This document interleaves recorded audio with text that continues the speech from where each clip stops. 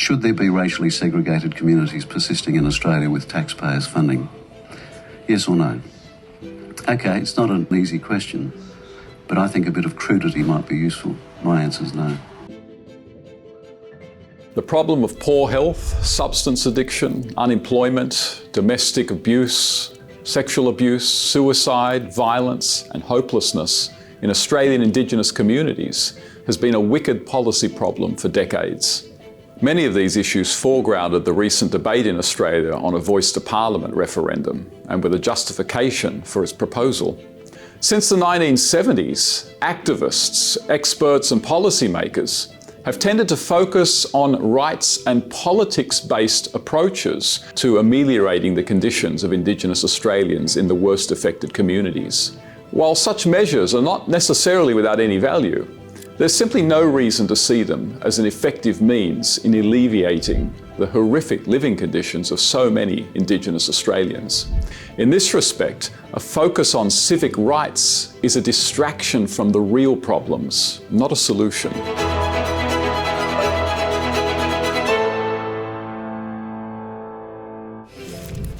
Peter Sutton is a distinguished linguist and anthropologist who has spent much of his life living with and researching Indigenous cultures and communities in Australia.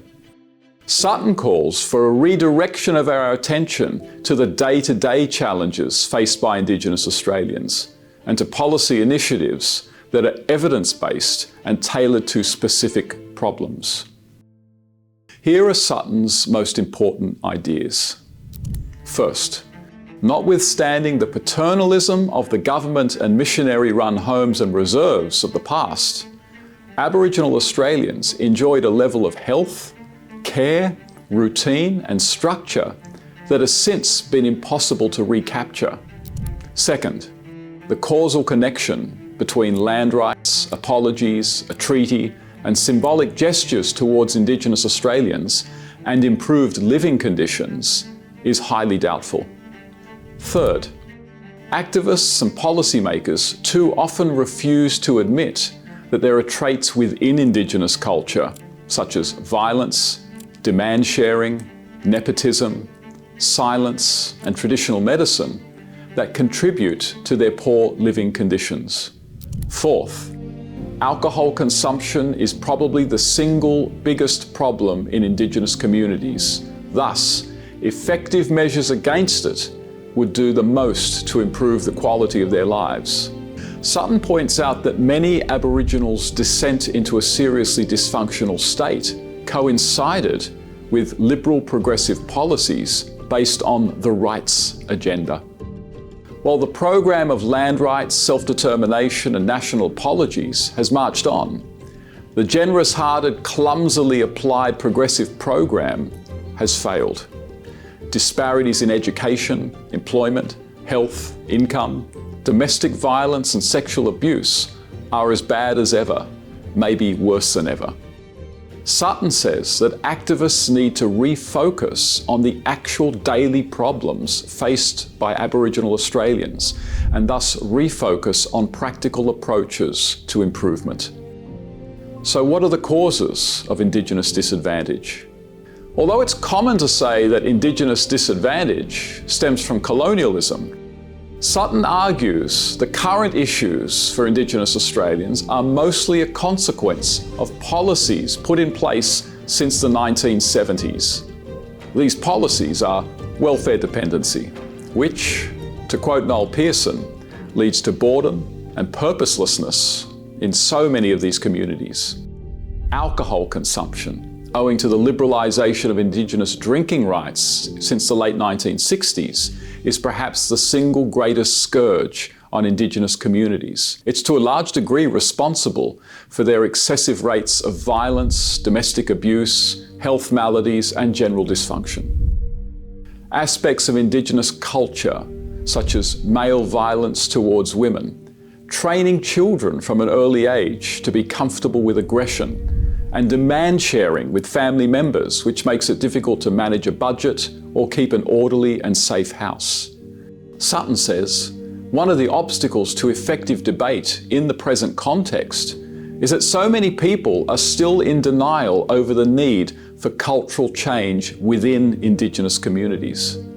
Improvement in Indigenous communities cannot occur without the resolve for cultural change, and thus, non-Indigenous policymakers need to resist refusing to admit that aspects of Indigenous culture need to change. Others have spoken of the geographical difficulty of getting good services and service providers to the remote Indigenous communities with the worst living conditions.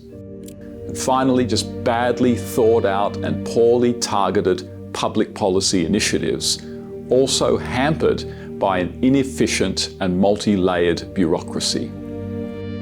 So what policies does Sutton propose to alleviate these issues?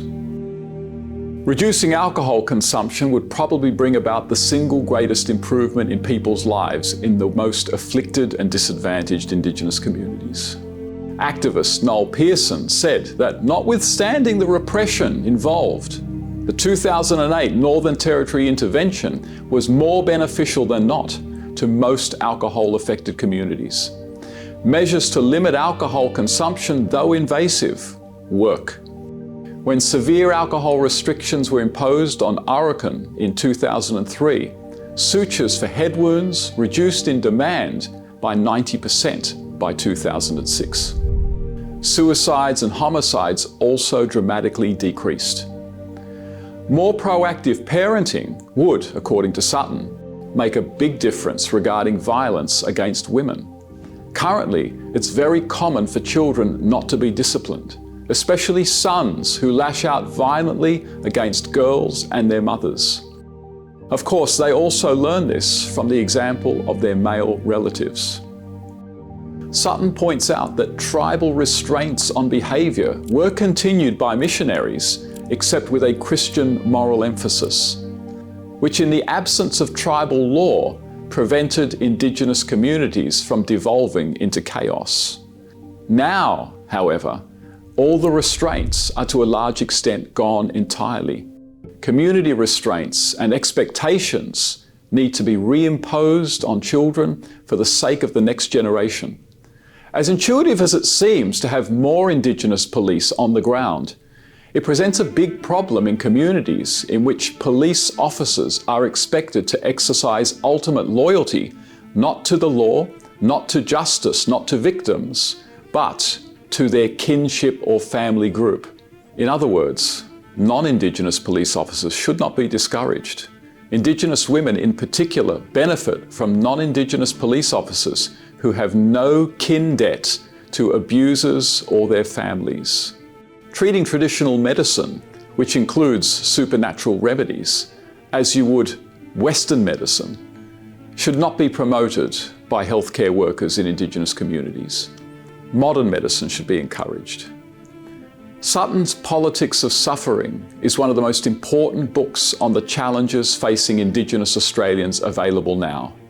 It reads well with Gary John's book, The Burden of Culture. Although Sutton's book was written before the Voice to Parliament issue became a prominent national debate, its findings and insights are still highly relevant because that issue is still with us and the issue of a treaty has not gone away either.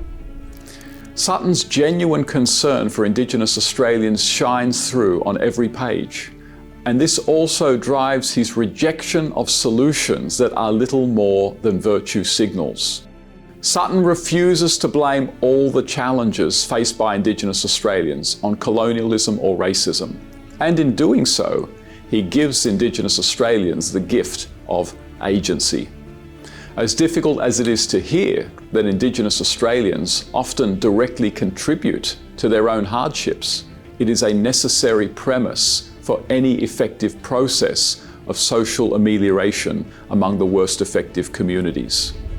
One does not just come away from this book with an eye-opening revelation of the challenges faced by many Indigenous Australians today, but one comes away with a grasp of how these problems came to be, and more importantly, what can be done to bring peace, order, and hope to many Indigenous communities today. I'm Stephen Chavura for John Anderson Media.